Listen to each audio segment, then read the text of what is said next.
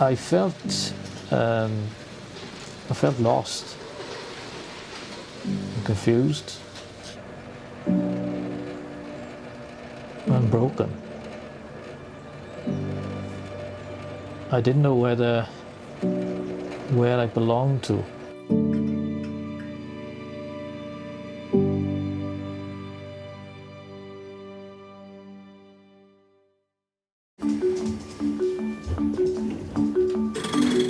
This is the squirrel's nest. Squirrel's nest is called that because we're all nuts. Squirrel's nest is a bunch of men having great fun playing with wood, plus other things. It's a place where people can come if they're struggling. Not all sweetness and light all the time. I mean, they have their ups and downs. They're only allowed 20 minutes in the morning to tell us all their ailments. And then after that, then we don't hear about it again. And we will talk about anything and everything. No subject is taboo. We will talk about it. Usually over a cup of tea and some biscuits. They can either drink coffee all day or they can do a bit of woodwork, you know, and help each other out, basically. The nest is part of the Men's Sheds movement, which provides men with an escape from the stresses and strains of life. But this shed is different. It's called the men's shed, but it's not the men's shed. Women are welcome there, and they're very much part and parcel of the setup there. As long as they behave themselves like in it, they're welcome here. Put a lot of men to shame, to be honest with you. Bit of arse women, innit? My name's Mandy Thomas, and I'm a photographer. I've been coming to the shed for about 10 years. The first time I took photos of them, they were great. They're proper posers. I think they enjoy being photographed. This is Alan and Don, the founders of the Squirrel's Nest. These two are the shed. Well, Don I met in the mental health unit in Bridgend. It was somewhere that our counsellors and all the rest of them sent us to relieve the boredom of being at home alone. I went down in the car and I sat outside for over an hour, building up the confidence to actually go in. We had an interest with each other because we were both engineers, we were both mechanics. We had a workshop in TR and we started making things there. We had a tutor that came in and showed us what was what, how to use the lathes, etc. It was a safe place for me then because of mental health. I had near nervous breakdown I did, and it's just that it became a safe place. But then they decided to build a new TR which didn't have a workshop. We were gutted, to be honest with you. I'll tell you if I can explain that. Although we were still under psychiatrists, we said that we didn't need the workshop. We were more or less left to our own devices. All the people that were in the workshop all want to stick together. And that's really when the Squirrel's Nest was born, shall we say. Oh, sorry, Tay. You all right, love? Okay. The nest started with 6 members, but it's grown and grown. Today, they're here in Bridgend with over 30 members. It's funded by grants, subs, and by selling what they make at the nest. Well, prior to coming to Squirrel's Nest, I had very limited woodworking experience. I am the world's worst woodworker. I wouldn't say I'm a carpenter, I'm far, far short of that. But most of the time I achieve what I set out to do. I'm always looking for projects and that, you know, so I went on YouTube and I seen a chap on there from America and he's making cigar box guitars. And I thought, well, that's a good idea, something different, you know. People really did pick up on the instruments. It began with ukuleles, but it certainly didn't stop there. I would go across there and there'd be another instrument on the bench. It's a breeding ground for them. It sounds okay, but it needs tuning and I can't tune it. Richard, the music teacher, he's going to learn me to play it. What I love about photography is being around people, and I think making stuff is a great way of communicating, especially for these guys. Men talk shoulder to shoulder rather than face to face. Don might say, "Oh, Alan, I've noticed you've been looking a bit down today, something on your mind." But whilst they're fixing this chainsaw and not looking at each other in the face, they're talking about important things.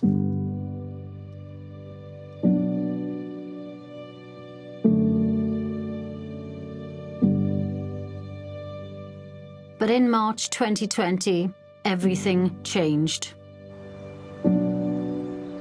Oh, I think that's about one of the worst days we've ever had here, when we had to shut down because of this virus. There's so many people that come to the shed that need it. Since the first lockdown, the nest has been closed to the members, including Elwyn, who's found the experience particularly difficult. I was on my own for a long, long time. And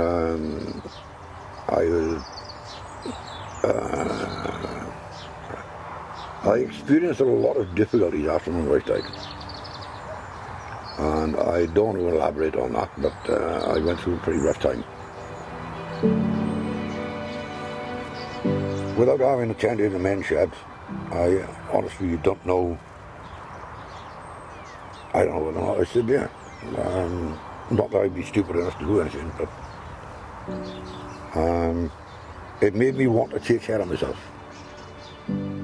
It was torture, just being alone. It was bringing it all back. I don't know if people can understand what that's like. We got a lot of members who come here and will tell you, if it wasn't for the Squirrel's Nest, they wouldn't be here. And that's the dark side of it. With all the members now at home, it's only the trustees who are able to meet once a week at the shed to see if they can reopen. One of the trustees of the Squirrel's Nest is Rob Thomas. My wife was diagnosed with cancer in 2018. The doctors told us that she was terminal. And to see someone that you love just every day just dying, basically, it's very, very difficult. 2 months' time then, unfortunately, she passed away. I was confused and didn't understand what was happening in my life. I live on my own. My wife loved her home, but it didn't feel like a home anymore when she wasn't here. If I went out, I needed to come back to the house, and when I was in the house I needed to get out, and I felt as though I didn't belong anywhere. I've got 2 wonderful children. I didn't want to be a burden to them because they were grieving their mother as well. You know, they were, it wouldn't be fair. I was offered to go to the Squirrel's Nest through Don. I said I'm not quite sure if it was for me, but I went along. Once I started taking those baby steps to the Squirrel's Nest, for, I don't know, maybe an hour after, I just felt that my life was starting to come back.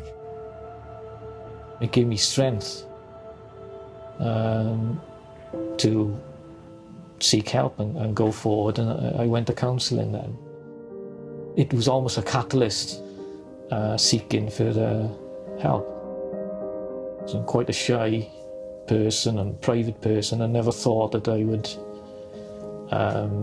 be able to go to counselling, but seeing, and as I said, that was a sort of the first step then.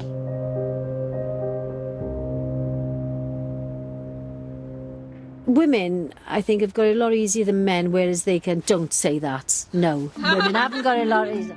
What I mean is, men are less likely to access psychological therapies than women. only 36% of referrals to NHS talking therapies are for men, which is why the nest is so important. I suppose the best description is that they have their cheeks of their backside so tightly clenched that nothing is ever going to come out. Macho man.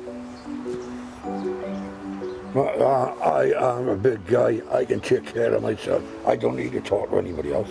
Well, they're wrong. I think it's just men, isn't it? You know, they go down the pub and they have a bit of a banter. That's fine. But when you start talking about being lonely, you know, it's a difficult thing for men to talk about. For a long, long time, I was classified as a loner. The Squirrel's nest was different. You could talk openly to people down there because they'd all had their problems, and there's nothing that you could say to them that would put them off. Even in lockdown, we found a way to keep talking and have set up a WhatsApp group. We've worked so hard with the people that are off now.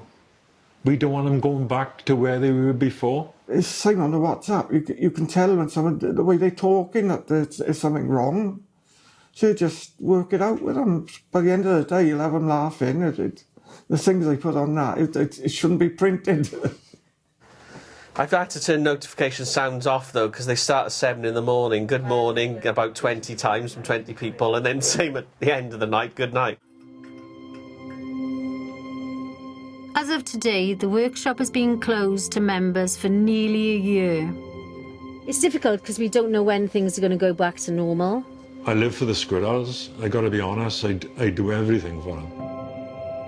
There isn't anything like this anywhere. Yeah, we get some funding, but we don't get the help that I think we deserve. Despite the odds, the movement is still growing. There are now over 70 sheds throughout Wales, 600 within the UK, and globally more than 1,800. This should have happened years ago, you know, before all this. Like, we was the first men's shed in Wales. And it's gone from there. There's loads of others now. I'm hoping that this allotment will be change to like a men's shed concept.